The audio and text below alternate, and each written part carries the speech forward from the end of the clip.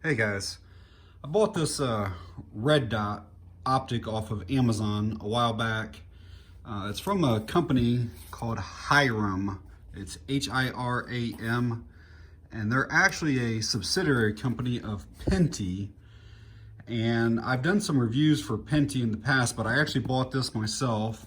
But kind of wanted to share kind of what all comes in it. And so unboxing here.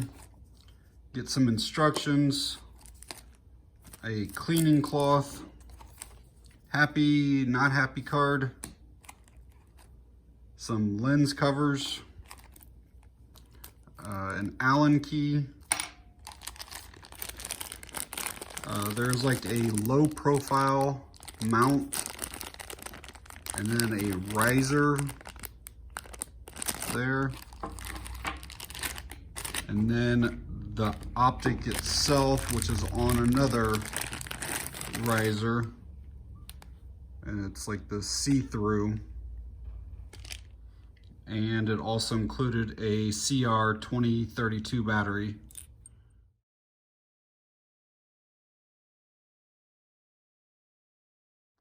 So the first thing that I noticed pulling it out of the package is that mine actually says Penty on it and it doesn't say Hiram.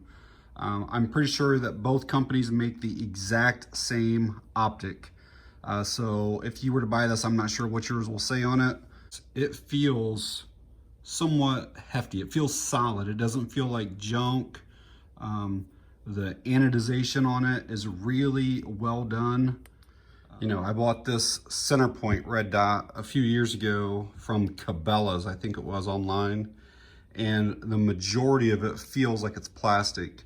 Like you can tell there's a substantial difference in the weight of this. And this is all like aluminum, some type of metal for sure. I think it's aluminum, but like this is just all plastic. And I know for sure that I paid over $20 some for this one and ended up basically just throwing it like on like Nerf guns because it really feels like a toy. So that's what I put it on. You know, it's for almost the same price. Like there's no way I would trust this, not even on a 1022. And there's no way I'd put it on like a 556 or, you know, anything like that. And this, I would. Starting back here, the glass is very, very clear. There's no like blue or green hue to it at all. I don't know if you can see in there, the emitter is on the left side right there. It's adjustable for windage and elevation, and it's got the screw-on caps here. You do need a coin or something to be able to turn those. Maybe a fingernail might work. I don't have any nails, so. The adjustments are both audible and tactile.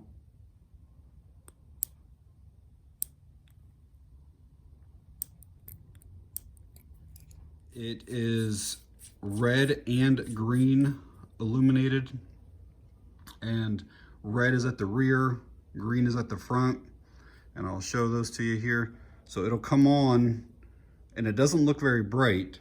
And it's got 7 settings for each color. And I'm gonna go up to the green. And once you start getting to those higher settings, it's very, very bright. Even on a bright sunny day, that's real bright. It does have, let me get to like one of the bright colors, and I'll shut it off. And then when I turn it back on, it'll be on that bright color again. So it has mode memory. Same thing for the green. Now if I shut it off, it will come back on that highest green setting. So yeah, that's actually pretty nice. And to shut it off, you just basically press both buttons here at the same time. And speaking of those buttons, I really prefer those over the kind that's like the dial to the number that you want. You know, so you have to turn it to, you know, each setting. I'd much rather have the buttons on the top, but just a personal preference. Yeah, that dot is 4 MOA at 100 yards, so it's somewhat large. So you're not going to do like a ton of like precision shooting. Like this would not be a red dot that you would want to use like in competition. This is more for going out and shooting at steel plates, shooting at paper targets.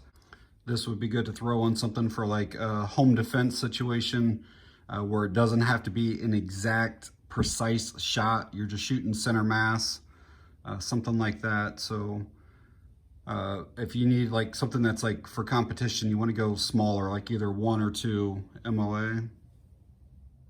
So I stuck this on my 1022 takedown at first, and the sights are really, really low on that. So I didn't need this riser on this. And I will kind of knock this for these screws. Can you see how they look like they're kind of chewed up? Well, it was I mean, I did that, but they're like soft metal. I'm almost afraid to take it off too much more because I think that they're going to strip out. So I almost wish they would include some extra screws or just use higher quality screws. When I switched it over to the 1022, I used this mount right here, this low profile one. So basically the 4 screws come off, this mount goes on, and then it sits almost flush with the rail.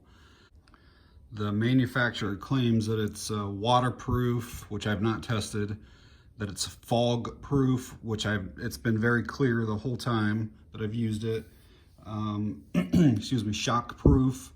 Again, it's handled the recoil fine from like 9mm and 22, which isn't much from that, but the main reason that I bought that little red dot is to actually throw it on my Kel-Tec Sub 2000 just when I'm at the range.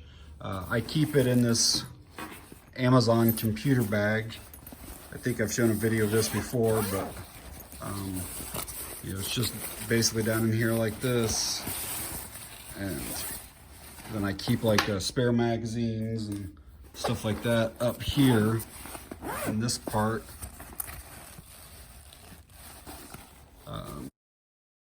All right, let's open this up here.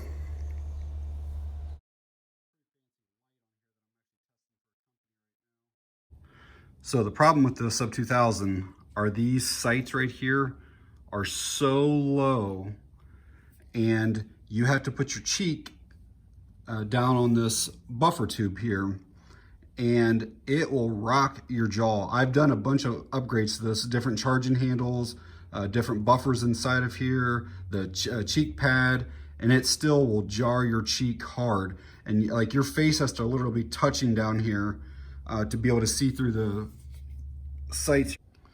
So these are my typical muffs that I wear. They're the Walker's Slim razors, and electronic. I love them. With these on, I cannot get my face down to the buffer pad on there. It hits it. So anytime I shoot the Sub 2000, I basically take these off, and then I have like these little junk ones. I forget where they're even from, but I'll throw these on just while I'm shooting that. And so anyways, I wanted to put, just when I get to the range, just throw a red dot on here and kind of see how it would work out. So that's why I got the Penty. So that's what it looks like mounted on the Sub 2000, and it's very, very secure. I mean, even though this has a plastic rail, this thing locks up rock solid. I think I probably have shot maybe 250, 300 rounds and never comes loose at all. But I did notice that with either this riser or with the other one, that I could not get the dot to co-witness with my sights at all. Either it was way too low or way too high, no matter which way I ended up trying. If I went with just the low profile, it was way too low. This right now was way too high, and this was even higher. It was not a huge deal because I was just planning on just sighting this in and just using it the way it was. But then I decided, you know, it would be nice to have a co-witness.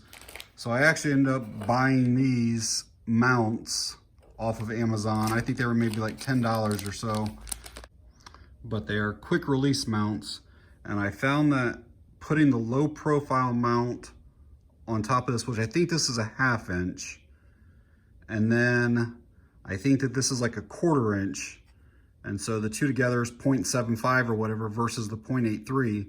And that gave me the right height that I needed. So there's that low profile mounted on it, and you can see the height difference. And so the reason for telling you that is if you actually wanted to co-witness with your rifle, it may not just right out of the box. You may have to buy something else. Like I said, I tried multiple different ways and I couldn't get it. And then this was a cheap solution. And so this is what it looks like with that 0.5 inch and the 0.25 both mounted on there. And I'll put it on the rifle and show it to you. So this seemed to be the right combination for me to bring it down low enough to where I could see that front sight still through the glass. But you could see the difference on this one, how much higher it would make it.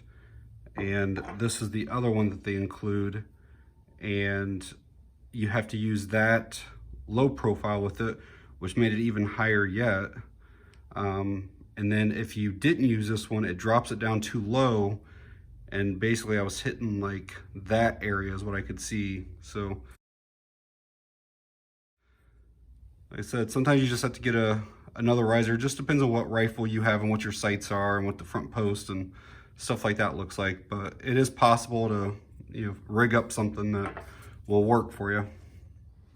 And that issue with trying to get the co-witness is not just Penty. I've had probably 8 or 9 different red dots, and most of them you have to get either different plates or risers or different adapters to get them to fit your rifle. So that's not a knock on this at all. You know, just overall, I am really impressed with the optic. I think that those screws are kind of cheap. You just have to know that you are getting a somewhat entry level, but it's probably the nicest entry level red dot, green dot that you can get. You know, it's not a SIG Romeo 5 or 7 or, but it's probably not too far off from like the Bushnells, like the TRS 25s. Like the quality is actually there on this, and for, I think right now they're like $28 something. It's definitely worth that. I think you're getting way more. Like I would say it's probably a $50 optic, honestly. So for that price, it's actually really nice. Probably if I had any other complaints on it, is it does not have like an auto on feature, nor does it have an auto off feature. So like if I click that on, that's gonna stay on until the battery gets dead. So I do kind of wish that it had those, but for $28, it's hard to beat this one. I'll leave a link to this and some other stuff down in the video description. Again, yours may say Hiram on it, but it's the exact same red dot. But for the price, they're definitely worth it. If you have any questions or comments, leave them down in the comment section. I'll try to get to them when I can. All right, guys, that's it on this one. Thanks for watching. I appreciate it.